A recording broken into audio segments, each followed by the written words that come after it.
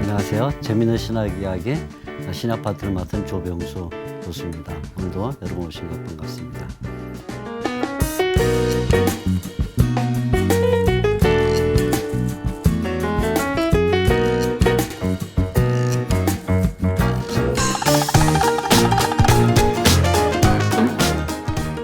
가장 먼저 오늘은 고린도 교회 성도들의 사회적 신분을 말씀을 드리겠는데요.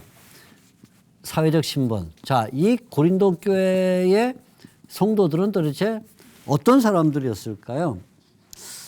사도 바울이 기록한 이 고린도 전서를 잘 읽어보면 첫눈에 금방 발견되는 것은 뭐냐면 고린도 교회 성도들이 사회적으로 그렇게 뛰어난 사람들이 아니었다 하는 점입니다.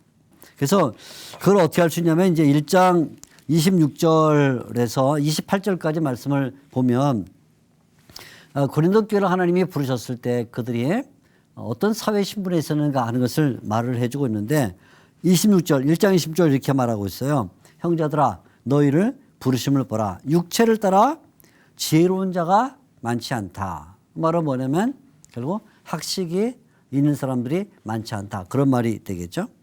좀 더 나가면 능한 자가 많지 않다. 그래서 사회적으로 실력자, 그러니까 정치든 아니면 뭐 경제력이든 그런 능력 있는 사람이 많지 않다. 세 번째는 문벌 좋은 자가 많지 않다. 이것도 역시 가문이나 혹은 뭐 족보나 그런데 좋은 그런 사람들이 아니었다. 이렇게 말하고 있어요. 26절에 금방 지혜가 많지 않다. 또 능력이 많지 않다. 또 문벌이 좋지 않다. 이렇게 말하고 있습니다. 27절을 보면 또 다른 측면에서 이렇게 말하고 있어요. 하나님께서 세상의 미련한 것들을 택하셨다. 미련한 사람들이다. 이렇게 말합니다. 또 내려가면 세상의 약한 것들을 택하셨다.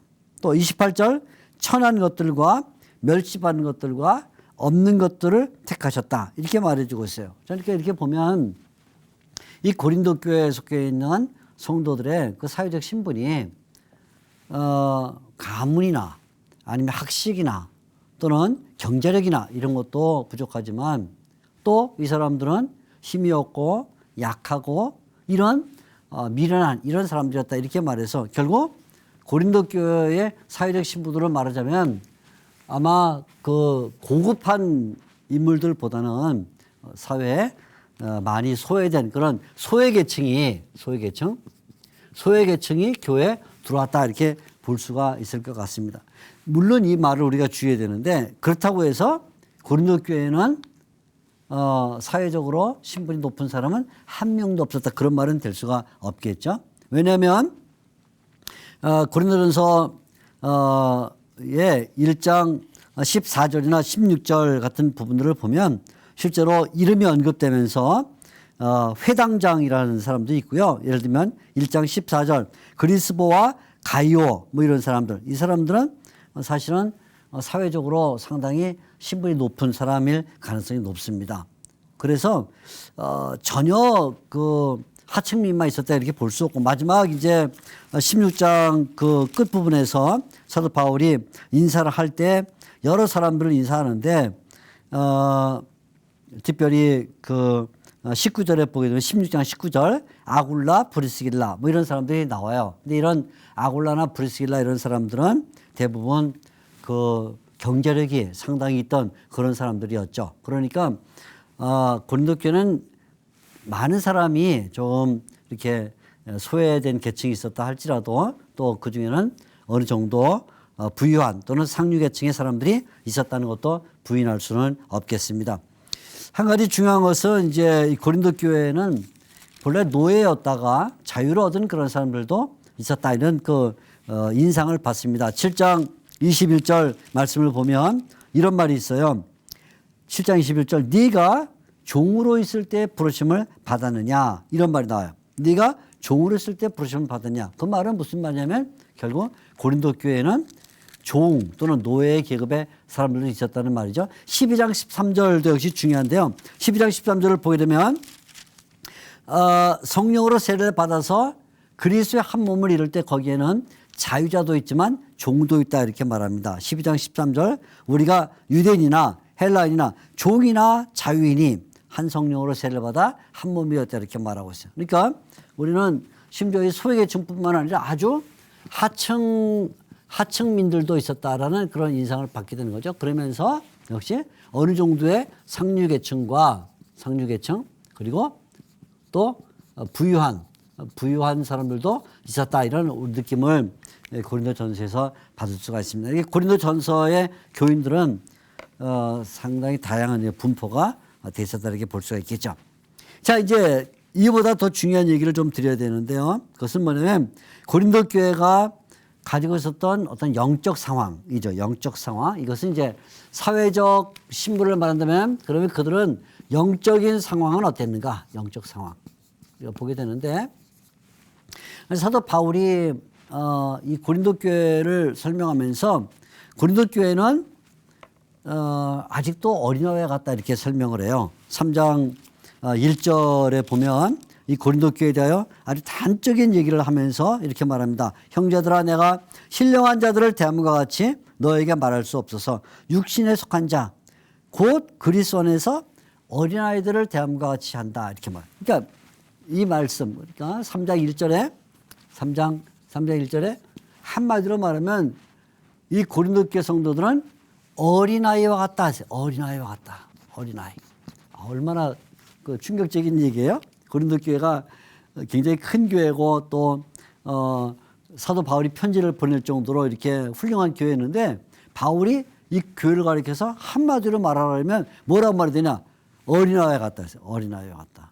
굉장한 말이죠. 그 다음 말이 더 충격적인데 그렇기 때문에 이 교회는 밥을 먹일 수가 없다. 밥. 이들은 결국은 젖을 먹이는 수밖에 없다. 이렇게 말하고 있어요. 그만큼 어린이라는 것이죠. 우리가 이 고린도 교회 영적 상황을 생각할 때 가장 먼저 얘기해야 될 것은 분쟁이라는 상황이에요. 분쟁. 이들의 가장 큰 첫 번째 문제는 뭐냐면 이들은 분쟁을 하고 있었다. 분쟁.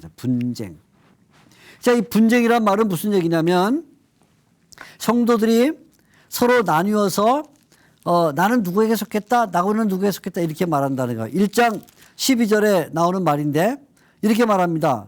11절부터 읽어드릴게요. 내 형제들아 근로의 집 편으로 너희에 대한 말이 내게 들리니 인편정보죠.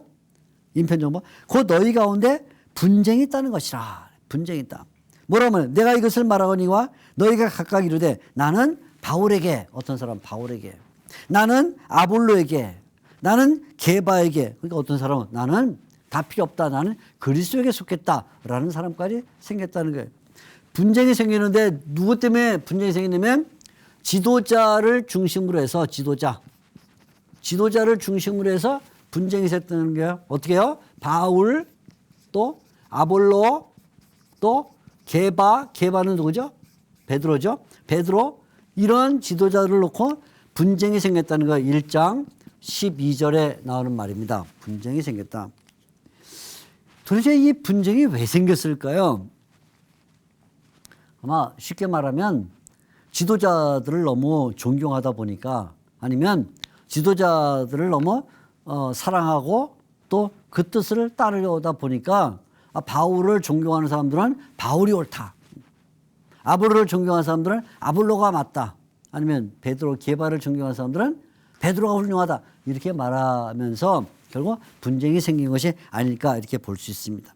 그런데 이 분쟁이 생긴 이유에 대하여 1장 13절 바로 그 다음 절이죠. 1장 13절이 명확한 얘기를 해주고 있어요. 1장 13절을 읽어드리겠습니다. 바울이 이런 질문을 던져요. 첫째, 그리스도께서 어찌 나뉘었느냐.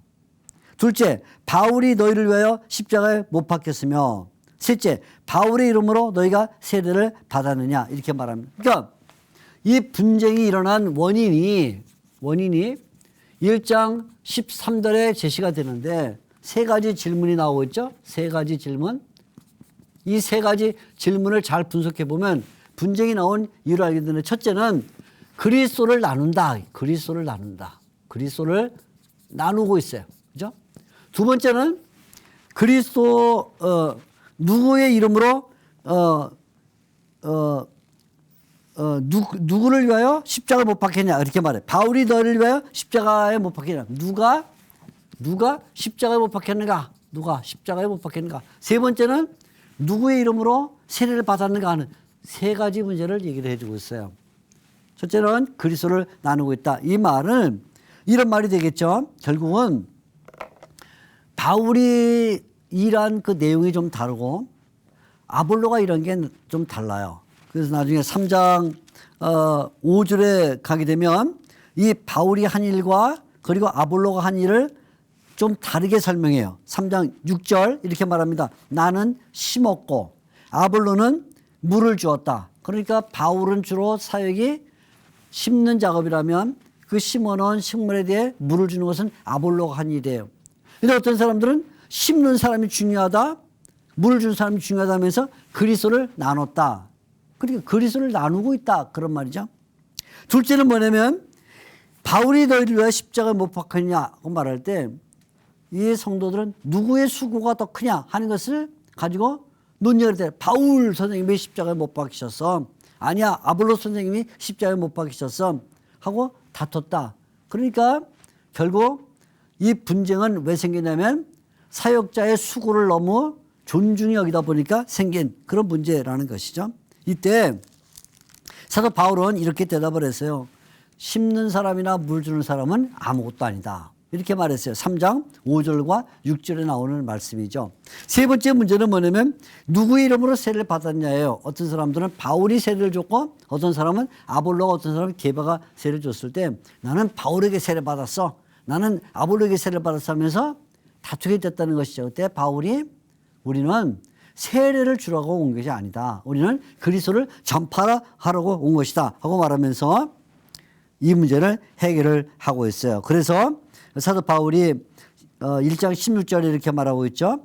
1장 17절입니다. 그리스도께서 나를 보내시면 세례를 베풀게 하려 하심이 아니요 오직 복음을 전하게 하려 하십니다. 그래서 복음을 전해 받았다면 누구에게 세례 받았냐 하는 것은 중요치 않다. 이렇게 대답을 주고 있는 것입니다.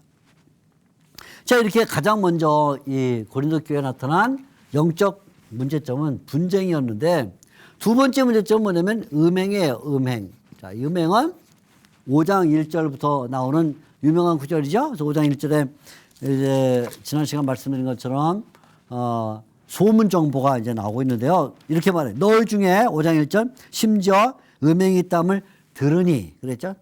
소문 정보가 왔다 그 말이에요. 자, 이건 정말 굉장히 큰 문제였어요. 어떤 문제냐면 5장 1절에 보게 되면 계모와 통간하는 문제가 생겼다. 5장 1절. 누가 그 아버지의 아내를 취하였다. 계모와 통간하거나 심지어는 6장에 보게 되면 창기와 음행하는 자들이 있다. 이렇게 말하고 있어요. 6장 15절 말씀 보면 너희 몸이 그리스도의 지체인 줄 알지 못하느냐? 내가 그리스도의 지체를 가지고 창기의 지체를 만들겠느냐? 이렇게 얘기를 하고 있어요. 그러니까 결국 고린도 교회 안에는 굉장히 복잡한 이런 음행이 벌어지고 있었다는 것입니다. 그런데도 불구하고 이 고린도 교회는 이런 악한 사람들을 내쫓지 않았다는 거예요. 그게 이제 문제가 되는 것이죠. 그러면 도대체 왜 이 고린도 교회가 이렇게 분쟁뿐만 아니라 그보다 더 심각한 음행의 문제가 왔을 때 이런 사람들을 내쫓지 않았을까? 우리가 생각을 해보는 것이죠. 왜냐하면 이 교회에서 음행을 행한 사람들 가운데 상당히 세력 있는 사람들이 있어서 그들을 내줄 수가 없는 그런 상황이 벌어졌다는 것이죠. 이때 사도 바울은 분명히 말하기를 음행하는 사람은 하나님의 나라를 유업으로 받을 수가 없다. 이렇게 얘기를 했어요. 6장 9절에 나오는 말씀인데 제가 읽어드리겠습니다. 이렇게 되어 있습니다. 불의한 자가 하나님의 나라를 유업으로 받지 못할 것을 알지 못하느냐. 미혹을 받지 말라. 음행하는 자나 어쩌고 저쩌고 나가다가 10절에 하나님의 나라를 유업으로 받지 못한다. 그래서 결국은 음행은 계모와의 음행이든 아니면 창기와의 음행이든 이것은 하나님 나라를 유업으로 받지 못하는 행위다. 그래서 결국 이것은 모든 그리스도인들이 멀리해야 될 일이다. 이렇게 이야기를 해주고 있습니다. 그래서 결국은 사도 바울은 이런 음행을 피하기 위해서는 결국 모든 신자들이 결혼을 하는 것이 좋겠다라고 7장 1절 2절에 얘기를 해주고 있는 것이죠.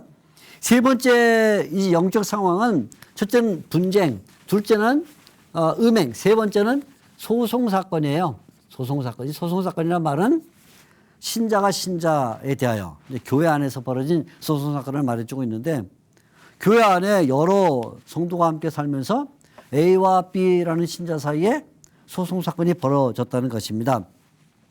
자, 이 내용은 이제 6장에 들어있는데 사도 바울이 6장 1절에 이런 말을 하고 있어요. 너희 중에 누가 다른 이와 더불어 다툼이 있는데 구태여 불의한 자들 앞에서 고발하고 성도 앞에서 하지 아니하느냐 이렇게 말해주고 있습니다. 아마 이 소송사건은 재물 문제였던 것이 틀림없어요. 좀 더 정확하게 말하면 아마 상속 문제였을 것이다. 이렇게 보니까 그냥 단순히 교회 안에 서로 피가 다른 성이 다른 사람들 사이에 일어난 그런 소송사건일 수도 있겠지만 좀 더 정확히 보면 한 교회 안에 있는 성도의 가정에서 일어난 형제간에 벌어진 소송사건이라 이렇게도 볼 수가 있습니다. 아무튼 이 소송사건이 일어났는데 사도 바울은 이런 문제와 관련해서도 역시 하나님의 나라를 강조하면서 문제를 해결하려고 했어요. 그래서 지금 막 읽었던 6장 9절 말씀을 보게 되면 이러한 일을 통해서는 하나님의 나라를 유업으로 받을 수가 없다 그렇게 말했습니다. 그러면 도대체 하나님의 성도들은 이런 소송사건이 벌어졌을 때 어떤 태도를 가져야 될 것인가 하는 것을 이제 바울이 보여주는 것이죠. 첫째는 사도 바울이 이렇게 말하고 있어요. 우리는 하나님의 성도다. 하나님의 성도들은 장차 세상과 천사들을 심판할 사람들이다. 그렇다면 어떻게 우리가 세상의 법정에 나가서 세상 사람들에게 판단을 받겠느냐.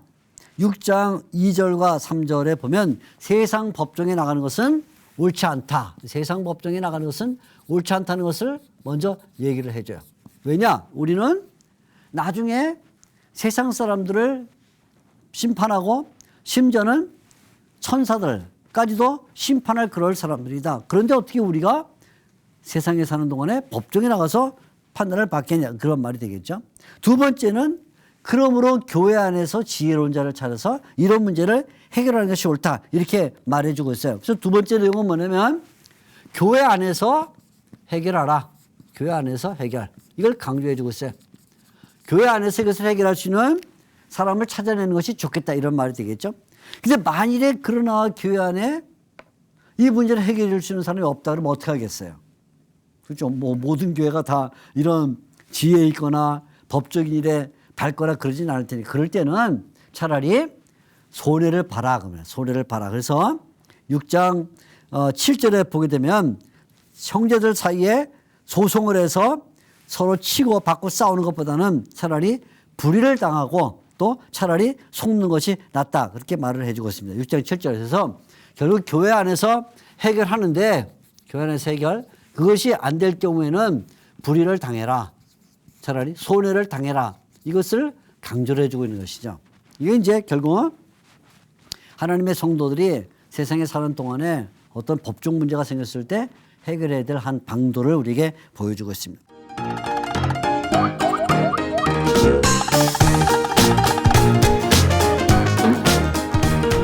자, 네 번째는 뭐냐면 소송사건, 그 다음에 네 번째는 우상제물에 대한 문제가 있었어요. 우상제물. 상당히 흥미로운 내용을 사도 바울이 여기 얘기를 해주는데 이제 8장에 들어가면 우상 제물 먹는 것에 대한 집중적인 얘기가 나옵니다. 8장 1절을 보면 우상의 제물에 대하여는 이렇게 나오고 있습니다. 우상의 제물에 대하여는 물론 고린도라는 이 도시는 모든 사람이 다 예수를 믿는 도시가 아니고 본래부터 그리스 문화, 그리스 종교에 속해 있던 도시니까 거기에는 제우스를 비롯해서 12 올림피아의 올림푸스 산에 그 신들이 이제 신들을 섬기는 도시였고, 그 외에도 다양한 무슨 뭐 요종과 또 타이탄 뭐 그 외에도 다양한 이런 어떤 신적인 존재들을 섬기는 그런 도시였기 때문에 당연히 거기는 우상이 판을 치고 있고 우상에게 드렸던 제물을 먹는 것은 관습이 되어 있었던 것이죠. 자, 그러면 이렇게 우상이 점령하고 있는 도시에서 우상 제물이 시장마다 또 음식물마다 넘치는 이때 신자들이 어떤 자세를 가져야 될 것이냐 하는 것을 바울이 말해주고 있어요. 가장 중요한 것은 우상에 대한 신학을 정리해야 된다는 것입니다. 우상이 뭐냐? 우상이 뭐냐? 그죠? 우상이 무엇인가를 정리해야 된다. 이것이 중요해요. 그래서 바울이 8장에서 가장 먼저 말하는 것은 세상에는 많은 신과 많은 주들이 있다. 그렇게 말하고 있어요. 자, 8장 5절 말씀이에요. 비록 하늘이나 땅이나 신이라 부르는 자가 있어. 많은 신과 많은 주가 있으나 산에도 신이 있고 호수에도 신이 있고 길에도 신이 있고 집에도 신이 있고 신과 이 주가 너무 많다는 거예요. 그러나 한 가지 반드시 할 것은 그런 우상은 아무것도 아니다 하는 거예요. 그래서 8장 4절 그러므로 우상 제물을 먹는 일에 대하여는 우리가 반드시 가려야 될 지식이 하나 있다. 이게 뭐냐면 우상은 세상에 아무것도 아니다. 우상은 세상에 아무것도 아니다. 그거예요. 우상은 아무것도 아니다. 그 대신에 반드시 또 가져야 될 지식이 하나 있는 거냐면 하나님이 누구냐. 하나님. 하나님 지식을 가져야 된다는 것이요. 그래서 8장 4절 이렇게 말해주고 있어요.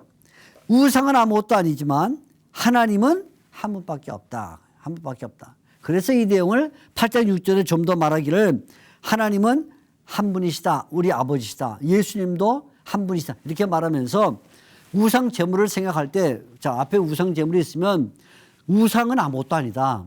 우리를 만드시고 우리를 구속하신 분은 하나님 예수님밖에 없다라는 일단 믿음을 갖는 것이 중요하다. 이렇게 말해주고 있어요. 즉, 그러면 도대체 이런 믿음을 가지고 있을 때 우상 제물을 앞에 놓고 어떤 태도를 보여야 될 것이냐 하는 것이죠. 자, 8장 10절에 나오는 이야기가 되겠는데 지식이 있는 네가라는 말은 지금 말한 것처럼 유력한 어떤 신자가 우상의 집에 앉아 먹는 것을 보면 누구든지 보면 믿음이 약한 사람의 양심이 담력을 얻어 우상의 제물을 먹게 되지 않겠느냐. 그러면 네 지식이 그 약한 사람을 멸망시키는 게 된다. 이런 말이에요. 그러니까 나는 비록 사회적으로 지위가 있고 믿음이 좋아도 내가 그런 일에 참여했을 때는 믿음이 열악한 신자를 늘 고려해야 될 필요가 있다. 이렇게 말하는 것이죠. 첫째는 이제 우상의 신전에 참여할 그런 가능성이 있을 때. 두 번째는 뭐냐면 당시에는 모든 우상 제물들이 다 신전에 들어갔다가 그 신전에서 소용되는 것만 남겨두고는 나머지는 다 다시 시장으로 유통이 됐어요. 그러니까 시장에 나가면 오늘 우리식으로 슈퍼마켓에 나가면 그 모든 육류 특별히는 대부분 다 우상 신전에 들어갔던 우상 제물이었어요. 그래서 신자들이 시장에 가서 육류를 산다 그러면 대부분 다 우상 제물을 살 수밖에 없는 것이죠. 그래서 10장 25절 말씀에 이제 나오는 얘기가 되겠는데요. 10장 25절 이렇게 말하고 있어요. 무릇 시장에서 파는 것은 양심을 위하여 묻지 말고 먹어라 그랬어요. 우리가 시장에서 살 때 파는 사람에게 이게 우상 제물입니까? 아닙니까? 물어보고 살 것 없이 그냥 사면 된다. 왜냐하면 10장 26절에 이렇게 말해요. 땅과 거기 충만한 것이 다 주의 것이기 때문이다. 그렇게 말했어요. 그러니까 우리는 그저 시장에서 파는 그런 육류는 돈 주고 사다가 먹으면 돼요. 양심에 물을 게 없다. 그런 말이에요. 이런 말이죠. 세 번째는 우리 옆집에 살고 있는 불신자가 나를 초대했을 경우에요. 신자끼리만 살 수 없으니까 고린도 도시에서 불신자가 옆에 살고 있는데 어느 날 우리 집에 와서 식사하십시다 하고 갔더니 우상제물을 내놓는 거예요. 그럼 어떻게 되느냐? 자, 10장 27절에 나오는 말씀인데 이렇게 말하고 있어요. 불신자 중 누가 너희를 청할 때 너희가 가고자 하거든 너희 앞에 차려놓은 것이 무엇이든지 양심을 위하여 묻지 말고 먹으라. 자, 재물이 생일 초대를 받아서 불신자의 집에 갔더니 먹을 걸 내놨는데 물어볼 필요 없다는, 이건 혹시 우상 제물입니까? 아닙니까? 물어볼 필요가 없다는 거예요. 왜요? 그건 하나님이 우리에게 주신 것이니까. 그런데 단지 그 옆에 같은 신자가 앉아 있는데 믿음이 약한 사람이 내가 그 우상 제물을 먹는 것을 보고 어떤 시험에 빠지면 그때는 안 먹는 게 좋겠다, 그런 말인 것이죠. 그래서 사도 바울은 이런 답을 준 거예요. 나는 양심적으로 믿음에 따라서 행동할 수 있지만 혹시 나 때문에 믿음이 약한 사람이 상처를 받거나 또는 믿음에 떨어지게 되면 안 되니까 그때는 절제를 해라, 그 말이죠. 그래서 대원칙이 바로 10장 23절에 나오고 있는 것입니다. 10장 23절 한번 읽어보겠습니다. 모든 것이 가하나 모든 것이 유익한 것이 아니다. 모든 것이 가하나 모든 것이 덕을 세우는 것이 아니다. 이 말을 굉장히 명심해 들어야 되겠죠. 이 말은 사도 바울이 고린도전서 6장 12절에서 이미 한번 말을 했어요. 고린도전서 6장 12절 한 번 더 읽어드리겠습니다. 모든 것이 내게 가하나 모든 것이 다 유익한 것이 아니다. 이렇게 말했어요. 그러니까 우리는 우상 제물과 관련해서 내 믿음과 내 양심에 따라서는 자유롭게 먹을 수 있으나 혹시 믿음이 연약한 다른 신자가 그로 말미암아 시험에 빠지거나 믿음이 떨어지면 안 되니까 그때는 내가 절제해야 된다, 그런 말이죠. 자, 사도 바울은 이 고린도전서에서 또 한 가지 영적 문제를 다루고 있는데 그것은 뭐냐면 은사에 대한 얘기예요. 자, 여기 네 번째가 이제 우상제물, 다섯 번째 은사에 대한 얘기를 하고 있는데 은사. 이 은사는 이 고린도 교회 성도들이 혼란을 일으킨 중대한 문제 가운데 하나였던 것이 틀림이 없습니다. 그래서 사도 바울은 이것을 고린도전서 12장 4절 이하에서부터 자세하게 설명을 하는데, 자, 고린도전서 12장 4절을 제가 한번 읽어드릴게요. 은사는 여러 가지나 성령은 같고 직분은 여러 가지나 주는 같으며 또 사역은 여러 가지나 모든 것을 모든 사람 가운데서 이루시는 하나님은 같으니, 이렇게 말합니다. 이 이야기를 시작하게 된 것은 12장 1절 때문입니다. 12장 1절에 형제들아 신령한 것에 대하여는 너희가 알지 못하기를 원치 않다, 이렇게 말했어요. 이 은사는 한마디로 말하면 뭐냐면 이건 신령한 것이라 말이죠. 신령한 것. 신령한 것들. 다르게 말하면 이건 영적인 것들이라 그 말이죠. 영적인 것들. 영적인 것들. 자, 영적인 것들이 도대체 뭘까요? 사도 바울의 머릿속에는 영적인 것 그러면 세 가지가 떠올랐어요. 첫째는 뭐냐? 그것은 성령과 관련된 것. 성령 관련된 것. 둘째는 그리스도와 관련된 것. 그리스도. 세 번째는 성부 하나님과 관련된 것. 이렇게 하나님, 성부 하나님입니다. 관련된 세 가지가 떠올랐어요. 그래서 12장 4절에 보면 성령과 관련돼서는 뭐라고 표현하면 은사, 이렇게. 은사는 여러 가지나 성령은 같고, 이렇게 말해요. 은사, 이렇게 말하고요. 그리스도와 관련해서는 직분은 여러 가지나 직분이라 이런 표현 쓰고 있어요. 직분. 그 다음에 마지막에 하나님과 관련해서는 역사라는 말을 쓰는데, 사역이란 말을 쓰는데, 사역, 이렇게 세 가지를 써요. 그래서 영적인 것은 은사라는 말로만 표현돼서는 안 되고 직분과 사역이 같이 있다, 이렇게 말했어요. 은사는, 이 내용은 이게 4절인데요. 다시 사도 바울이 이 내용을 풀어서 성령과 관련된 은사는 7절부터 11절까지, 7절부터 11절까지, 그리고 그리스도의 직분과 관련된 내용은 12절부터 23절까지, 그리고 하나님과 관련된 것은 이제 12장 조금 넘어가면 28절, 예, 그러니까 이게 26절이 27절이 되겠네요. 27절까지, 그리고 이것은 28절부터 그 이하까지 하나님의 사역에 대해서 말하는데, 은사라는 것은 다양한 내용이 있다. 그래서 12장 7절 이하에 보게 되면 성령께서 나타내 주신 일들 가운데 지혜의 말씀, 지식의 말씀 등등이 있다. 그리고 그리스도와 관련해서는 이 직분이라는 것은 마치 손과 발과 같다. 그래서 12장 14절을 보게 되면 이런 말이 있습니다. 몸은 한 지체가 아니요 여럿이다. 그러면서 예표적으로 15절 발, 16절 귀, 그리고 21절 눈, 22절, 21절 머리 그러면서 이 직분이라는 것은 손이나 발이나 눈이나 귀와 같은 머리 이런 우리 신체에 붙어있는 이런 지체들 이런 것들이 다 그리스도를 위한 하나의 직분이 된다 이렇게 말해주고 있어요. 그리고 사역은 뭐냐면 12장 28절에 보면 사도 바울이 쭉 열거를 해요. 뭐라고 하냐면 첫째 사도, 선지자, 교사 등등 이런 직분. 그러니까 영적이라고 말할 때는 결국 이 모든 것들을 다 통틀어서 이것을 우리가 영적이라고 말할 수 있다. 근데 이 가운데 가장 중요한 것은 결국은 사랑이다. 사랑. 그래서 바울이 12장 31절에 이 은사에 대한 이야기를 말하면서 이렇게 말했어요. 너희는 더욱 큰 은사를 삼아라. 내가 또한 가장 좋은 길을 너에게 버리라. 그게 뭡니까? 고린도전서 13장에 나오는 사랑이죠. 사랑. 자, 이제 이 고린도전서의 영적 상황에서 마지막 우리가 살펴볼 것은 부활에 대한 이야기가 되겠습니다. 6번째가 되겠는데요. 부활. 기독교 신앙에서 이 부활이 얼마나 중요해요. 그런데도 불구하고 고린도 교회는 이 부활에 대하여 상당히 흔들리는 그런 자세를 가지고 있었어요.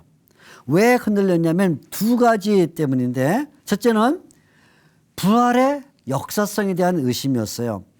고린도전서 15장에 바로 이 내용이 잘 나오고 있는데 15장 12절 말씀 보면 고린도 성도들 가운데 이런 의심이 들었습니다. 12장 15절 그리스도께서 죽은 자 가운데서 다시 살아나셨다 전파되었거늘 너희 중에 어떤 사람들은 고린도 교회 성도죠. 어떤 사람들은 어찌하여 죽은 자 가운데서 부활이 없다느냐. 부활이 없다라고 믿는 사람들이 생겼다는 거예요. 그래서 사도 바울은 이런 문제를 해결해 주기 위해서 자신을 비롯해서 그리스도의 부활을 목격한 사람들이 많다 하는 것을 말해 주고 있어요. 두 번째는 왜 이 사람들에게 문제가 생겼냐면 그리스도의 이 부활과 관련해서 도대체 사람이 다시 살아난다고 할지라도 그 살아나는 것이 어떤 모양으로 살아나겠느냐 하는 질문을 가졌어요. 자, 그래서 15장 35절 말씀을 보면 이제 이런 질문이 나오는데 누가 묻기를 죽은 자들이 어떻게 다시 살아나며 어떠한 몸으로 오느냐 이렇게 질문했습니다. 어떠한 몸으로 살아나느냐. 그럼 우리가 부활한다는 걸 믿자. 그러면 부활했을 때 우리 몸은 어떤 몸이냐 이런 말이 되겠죠. 이것은 역사적인 부활을 인정한다는 전제 하에 부활의 방식과 부활의 형체에 관한 질문이었던 것입니다. 사도 바울은 부활의 방식에 대해서는 씨앗의 비유를 가지고 대답을 해요. 자, 부활이라는 게 뭐냐? 우리가 땅에다가 죽은 것처럼 보는 씨앗을 심으면 그것이 싹이 나서 결국은 열매를 맺지 않냐. 이게 바로 부활의 방식이다. 그럼 부활의 형체는 도대체 뭐냐 할 때 바울이 아주 중요한 내용을 알려줬습니다. 그건 뭐냐면 부활은 분명히 우리와 같은 몸으로 부활하는 것이다. 첫째. 그러나 그 몸은 우리가 지상에서 가지고 있던 것과는 다른 몸이다. 이렇게 말해요. 자, 여기에 부활에 관련해서 아주 중요한 얘기를 우리에게 줍니다. 부활의 몸이라고 말할 때 부활의 몸은 두 가지 성격을 나눈. 첫째, 부활의 몸은 내가 지상에서 가지고 있던 것과 같은 동일한 형체예요. 동일한 형체입니다. 동일한 형체. 오늘 제가 강의를 하고 있는데 강의하고 있는 제가 나중에 부활하면 제가 갑자기 다른 사람으로 부활하지 않는다는 거예요. 저는 제 형체를 갖고 부활한다는 거예요. 회복됐지만 회복된 동일한 형체이다. 두 번째 중요한 것은 뭐냐면 그런데 그것은 신령한 형체다. 신령한 형체. 이게 중요해요. 신령한 형체. 무슨 형체냐면 우리가 가지고 있는 이런 살과 육으로 된 형체일 뿐만 아니라 그것은 예수 그리스도가 부활한 것 같은 몸이다. 그렇게 말해주고 있어요. 그래서 우리가 부활하게 되면 분명히 회복되었는데 동일한 형체를 갖고 있음에도 불구하고 예수님처럼 신령한 몸을 갖게 될 것이다. 그렇게 말하고 있죠. 신령한 몸. 이것은 3차원 공간에 방해를 받지 않는 그런 몸이다. 이거예요. 그래서 영원토록 죽지 않은 몸을 갖게 될 것이다. 이렇게 말해주고 있습니다. 우리가 이 세상을 살아가는 동안에 비록 고난을 당하고 또 어려운 일을 당해도 장차 우리는 부활해서 나 자신이 예수님처럼 변화된 신령한 몸을 가리게 될 것을 바라보는 신자들인 만큼 이 세상에서 낭망되거나 어려움이 있을 때도 두려워하지 말고 하늘나라에서 얻게 될 신령한 몸을 바라보는 소망을 가지고 살아야 될 것이라는 것이 사도 바울의 중요한 신학이 되겠습니다. 오늘도 강의에 동참해 주신 여러분들께 진심으로 감사를 드립니다. 수고들 많이 하셨습니다. 감사합니다.